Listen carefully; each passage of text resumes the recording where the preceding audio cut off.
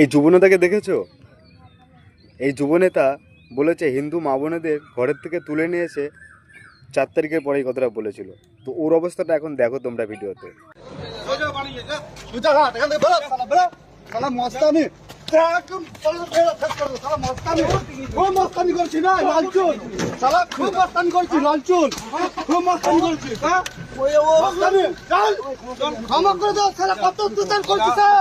কত করি কত অত্যাচার করছে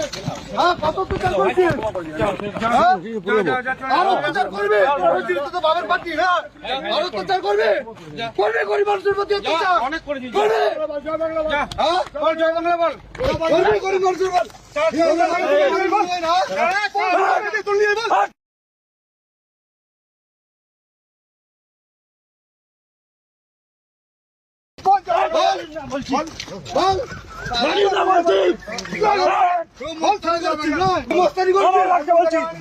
হিন্দুদের মা বোনেদের তুলে নিয়ে যাবে না 4 তারিখের পর